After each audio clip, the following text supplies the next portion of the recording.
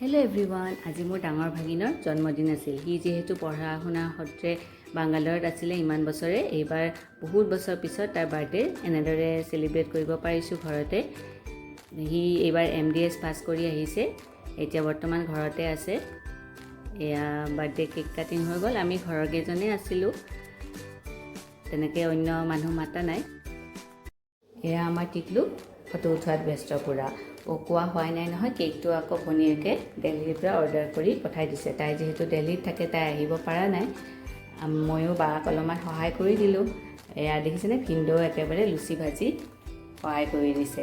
বায়ে আটাইখিনি ধুনীয়াকৈ কৰি ৰাখিছিলে, চলে, পায়স, পনীৰ, পিঠা, মিঠাই। এনেদৰে সন্ধিয়াটো ভাগিনৰ জন্মদিন বুলি খুব উলহ মালহেৰে আমি উদযাপন কৰিলোঁ।